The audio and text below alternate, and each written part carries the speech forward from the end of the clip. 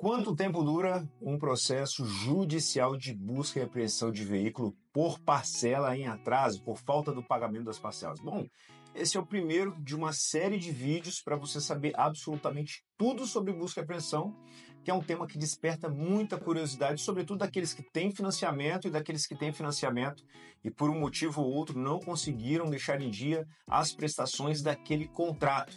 Seja muito bem-vindo ao canal mais odiado pelos bancos e pelos banqueiros, porque aqui a gente revela absolutamente tudo que eles não querem que você saiba. Seja bem-vindo ao canal Banco Aqui Não, o canal oficial da VR Advogados, banca de advogados referência nacional na atuação contra essas instituições, equilibrando um pouco a balança.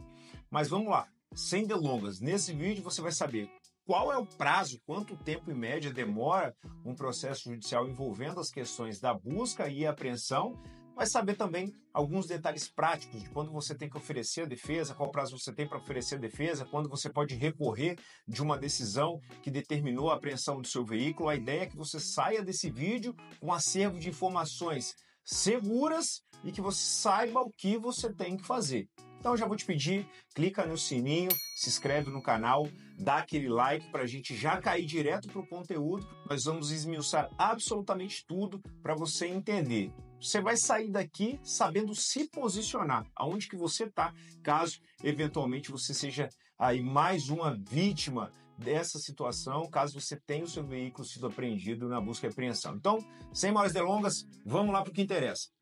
E nesse primeiro momento, como que eu vou fazer? Eu vou sintetizar todas as etapas, eu vou te mostrar todas as etapas de um processo de busca e apreensão, como elas funcionam e mais ou menos ali a gente vai tratar de qual prazo cada uma demora. Mas a ideia é te dar uma visão completa, panorâmica, sobre todos os pontos de um processo envolvendo ali um processo de busca e apreensão de veículos. Então, começa ali pelo atraso das parcelas.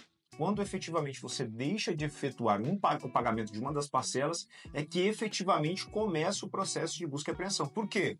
Porque, como está na lei ainda, nos contratos que foram celebrados até o início desse ano, e depois a gente vai fazer um vídeo só para falar dos contratos celebrados em 2024, o Marco Legal das Garantias, mas ainda a gente tem que tratar como era na situação antiga, regida pela lei, porque são esses os contratos ali que podem sofrer a busca e apreensão judicial. Então, quando você fica em atraso com o pagamento das parcelas, primeiro ponto é que surge para o banco um dever legal, exatamente isso. Surge para o banco uma obrigação. Qual é essa obrigação? Notificar você para comprovar que você está em atraso. O processo de busca e apreensão ele é tão gravoso que para a instituição financeira entrar com esse processo, ele precisa notificar você e falar: ei, fulano, você está em atraso, me pague. Ele tem que efetivar essa notificação, ele tem que ir até o correio, colocar essa notificação no correio para você receber. Então vamos lá, do atraso do pagamento ali da parcela, de uma parcela, até essa notificação, aproximadamente 30, 40, 60 dias. Então você já vai anotando aí os prazos que a gente vai discutindo no vídeo de hoje para você ter uma dimensão de quanto pode demorar ali um processo de busca e apreensão. Então esse é o primeiro ponto, você tem que atrasar, o banco tem que apresentar uma notificação extrajudicial, enviar uma notificação para o seu endereço, para onde você está residindo ali, no endereço que você colocou no ato do financiamento, disponibilizou para a instituição financeira, e aí ele te notificou. A partir da notificação, você pode efetivar o pagamento das parcelas, mas vamos considerar que você não tem condições de efetivar o pagamento das parcelas. O que vai surgir? Do envio dessa notificação, aí sim a lei permite o banco a entrar com o processo de busca e apreensão. E aí, nesse caso, o que o banco faz? Ele já aciona o departamento jurídico, em muitos casos, quando ele te notifica, é porque o departamento jurídico já foi acionado, e aí, a partir disso, o departamento jurídico vai confeccionar, vai gerar um processo em desfavor daquele devedor. Então, o departamento jurídico vai construir todo um processo, vai colocar todas as informações, vai trazer o contrato dentro desse processo, vai trazer a notificação dentro desse processo e vai mandar esse processo para a justiça.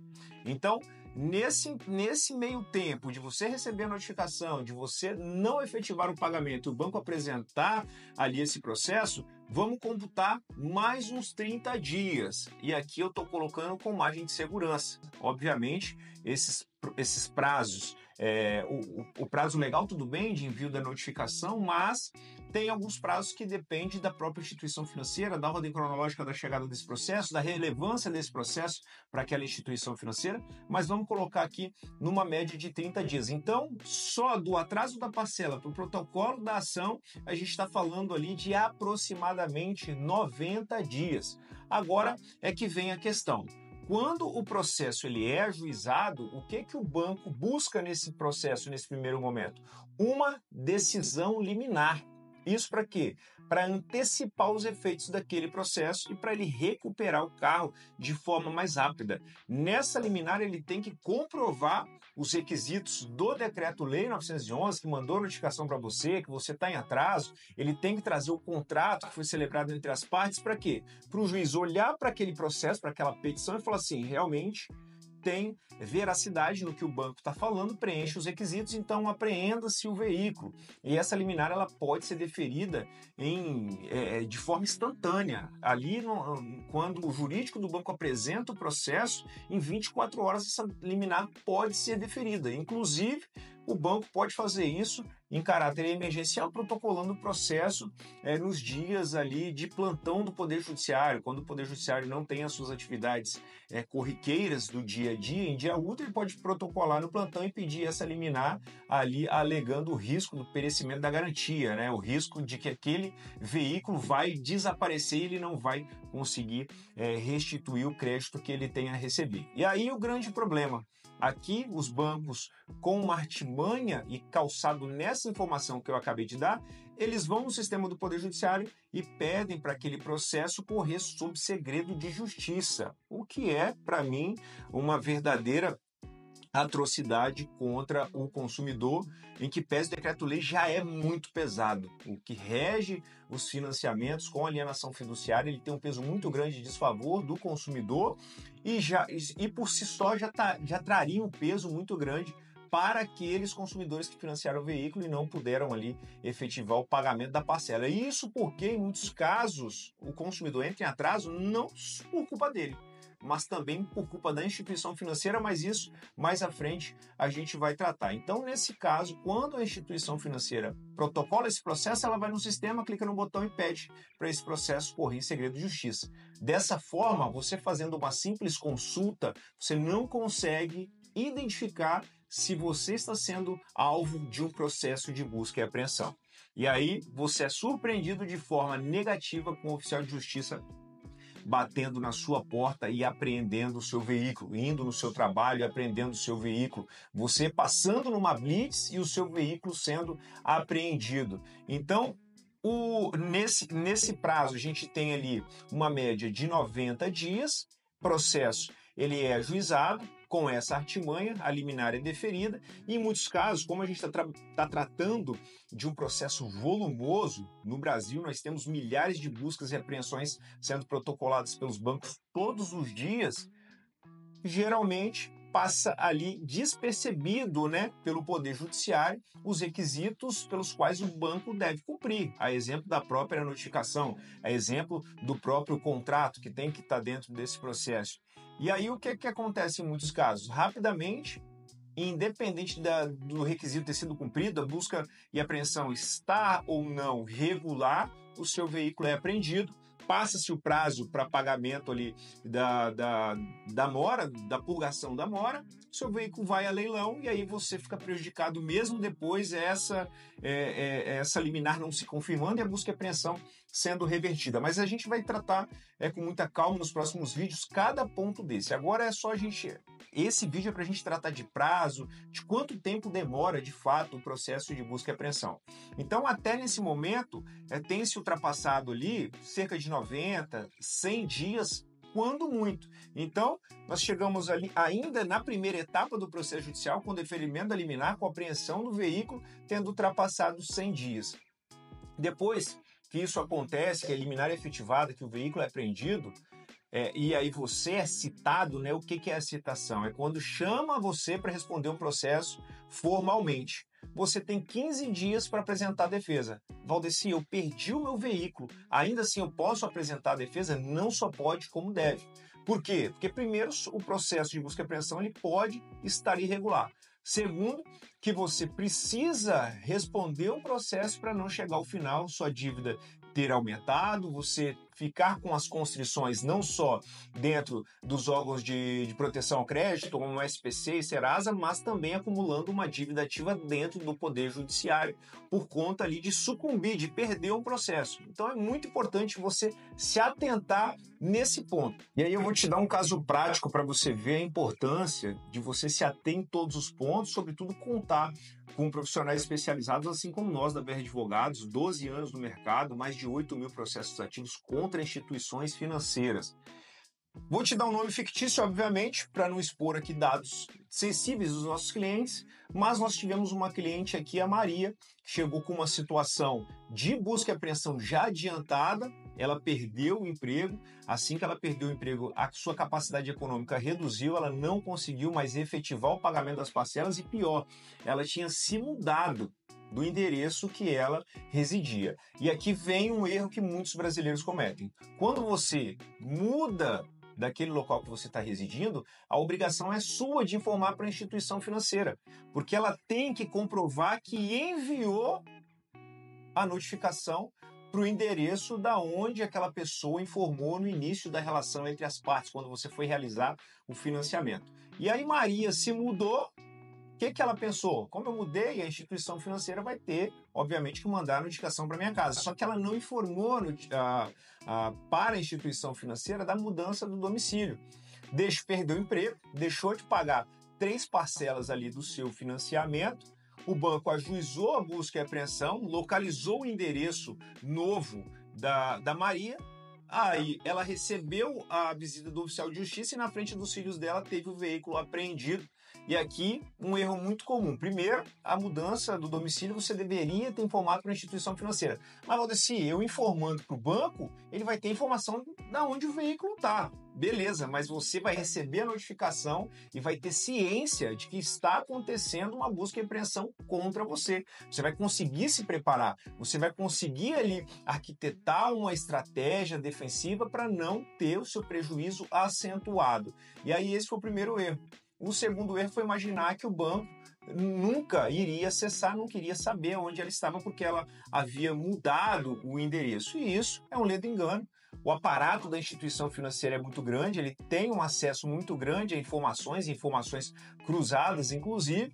E aí a instituição financeira comprovou esses requisitos e entrou com um processo de busca e apreensão e apreendeu o veículo. Só que nesse caso específico, o banco deixou de cumprir um dos requisitos ali da nossa legislação. Ele não trouxe o contrato original para dentro do processo. Então, quando Maria contou com os profissionais especializados da BR para poder fazer essa análise e foi identificado isso, ela estava ainda dentro do período para realizar a sua defesa, para realizar a sua contestação, para contestar aquilo que o banco estava fazendo com ela.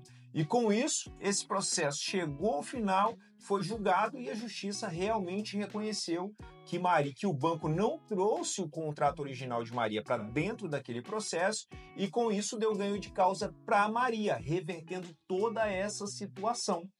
E aí Maria, além de não acumular esse prejuízo, teve que ser indenizada porque o banco já tinha leiloado o veículo dela. Então olha a importância de você saber esses pontos, de você se valer de uma ajuda especializada para poder efetivamente ter o cuidado que um processo judicial, como o da busca e apreensão, esteja na mão de especialistas.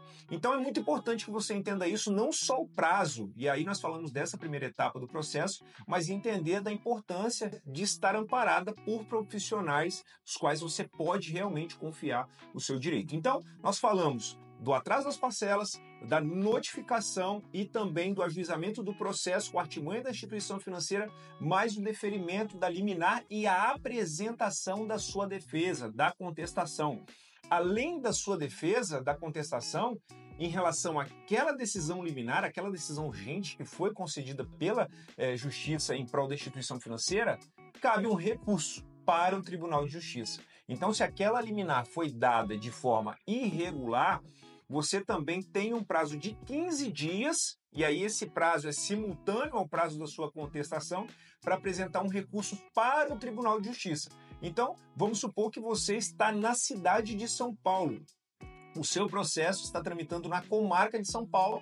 O seu recurso em relação a essa decisão vai ser para o Tribunal de Justiça de São Paulo. Da mesma forma, se você estiver em alguma das cidades ali de Belo Horizonte, Nova Lima, por exemplo, o recurso que você vai apresentar em relação àquela liminar vai ser para o Tribunal de Justiça de Minas Gerais, num período aí de 15 dias para você ofertar essa defesa. Então, em relação tanto à contestação e em relação ao recurso, que é o agravo, né, que nós chamamos de agravo aqui em termos técnicos, a instituição financeira também vai ser notificada para poder se manifestar, para poder apresentar contra-razões ou para poder apresentar uma impugnação em relação àquela contestação que você apresentou. E ela também tem um prazo. Então, computando em tudo que a gente está falando, mais ou menos já se passaram aí de 3 a 4 meses. Vai somando, isso é muito importante para você entender um período total aqui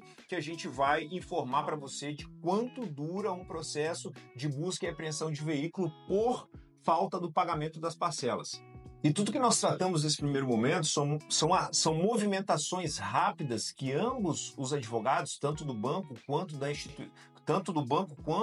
ali do consumidor, podem fazer para poder ter uma movimentação mais rápida do processo. Só que, como eu disse lá atrás, são milhares de financiamentos ali que não são pagos todos os dias. São milhares de buscas e apreensões ajuizadas perante o Poder Judiciário todos os meses.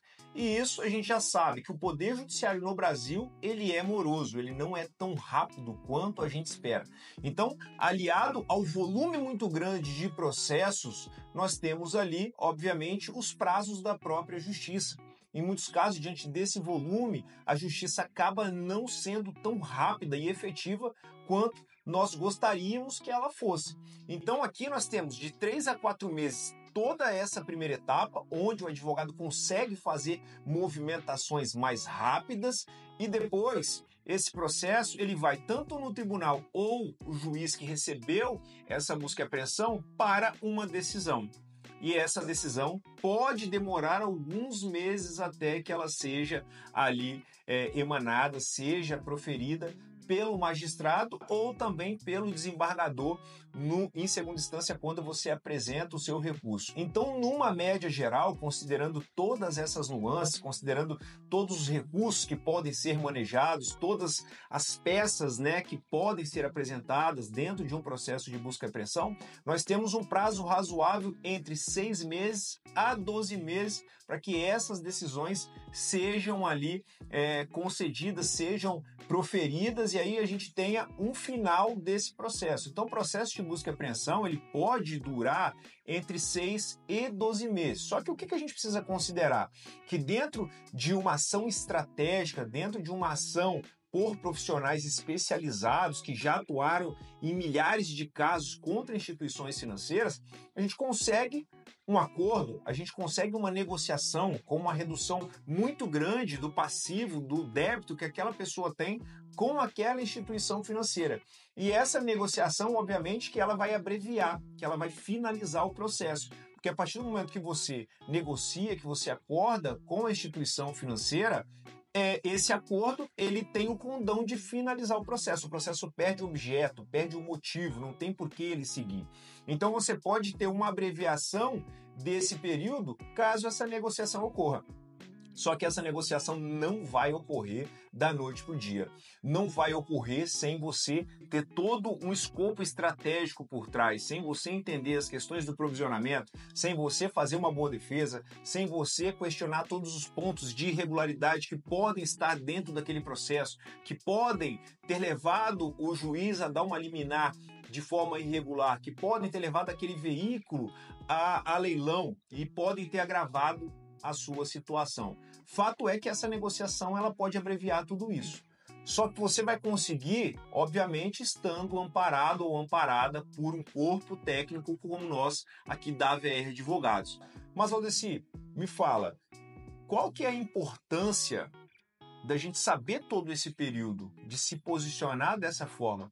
Porque sabendo de todos os pontos de uma busca e apreensão, você vai saber, obviamente, o que você está atravessando, o que você atravessou e o que você pode fazer e o que você não pode fazer.